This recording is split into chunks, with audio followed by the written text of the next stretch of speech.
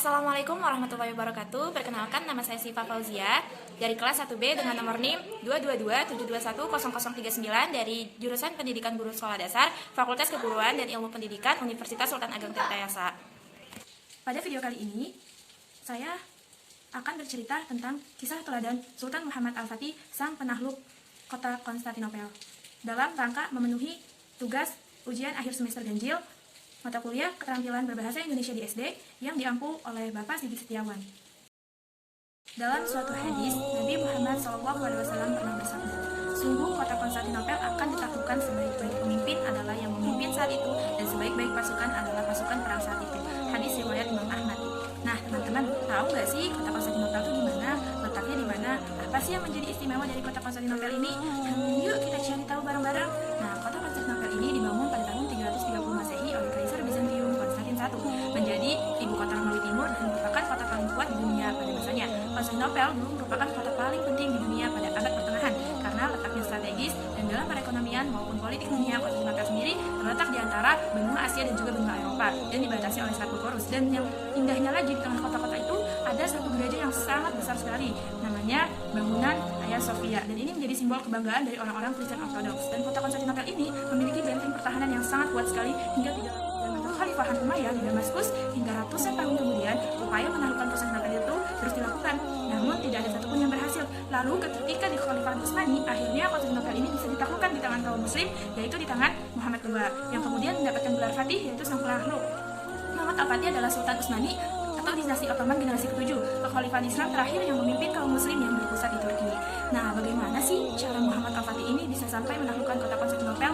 Yuk kita cari tahu, teman-teman. Di usianya yang ke-14 tahun, Muhammad Al-Fatih menjadi pemuda yang cerdas dan taat beragama.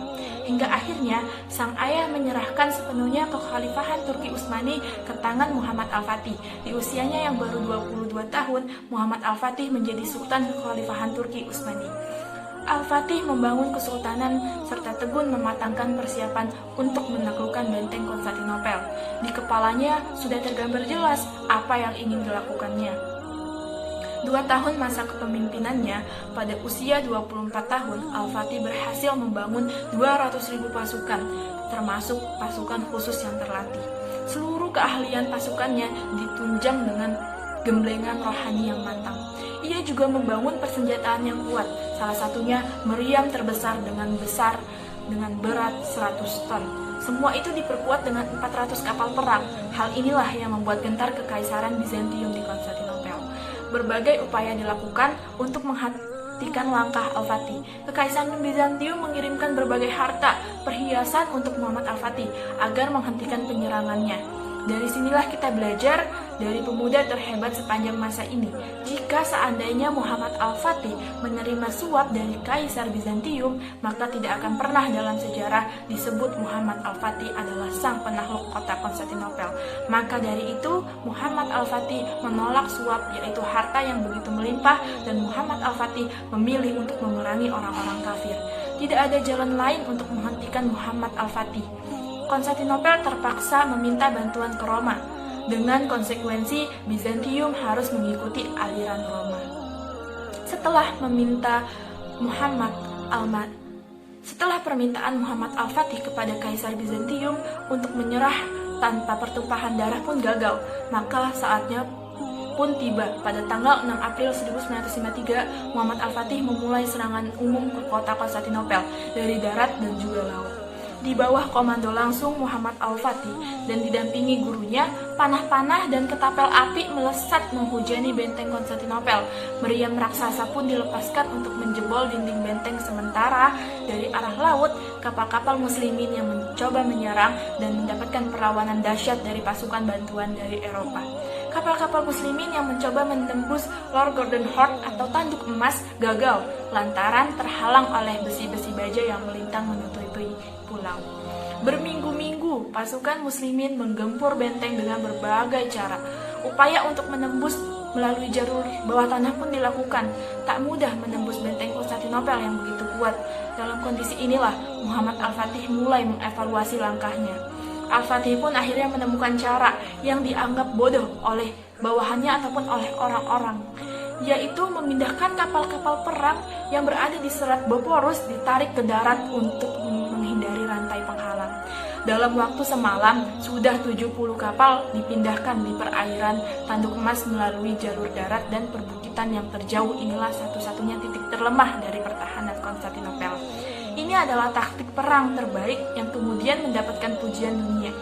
Muhammad Al-Fatih harus menyelesaikan serangan dengan kemenangan. Maka pada hari Senin 28 Mei 1953 ia dan pasukannya melakukan puasa sunnah.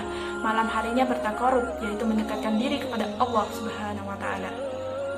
Dan Muhammad Al-Fatih mendatangi tenda sang guru yang dikawal, kemudian meminta izin kepada pengawal untuk menjumpai sang guru. Dan ternyata para pengawal menolak permintaan Muhammad Al-Fatih karena sang guru tidak ingin ada seorang pun yang mengganggu pada malam itu.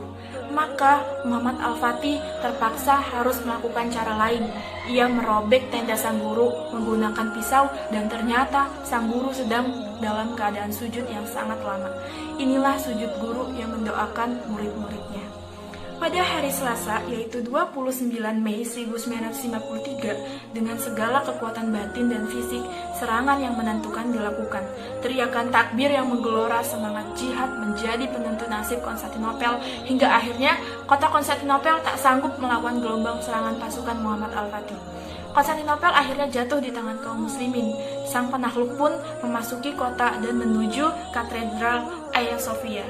Nah, Katedral Hagia Sophia ini adalah jantung kekuatan Konstantinopel. Disinilah sang penakluk menunjukkan jiwa kesalehannya. Sebagai seorang muslim sejati, bayang-bayang buruk penduduk Konstantinopel akan nasib yang menanti mereka sirna dengan kedamaian yang dibawa oleh Muhammad Al-Fatih. Ia memberikan kebebasan dan juga toleransi pada siapapun yang ingin tinggal di kota ini. Dan Hagia Sophia kemudian menjadi masjid dan tempat sholat Jumat pertama kaum muslim di kota ini. Nama Konstantinopel kemudian diubah menjadi Istanbul. Mudah-mudahan video ini bermanfaat. Sekian dari saya, kurang lebihnya mohon maaf. Wassalamualaikum warahmatullahi wabarakatuh.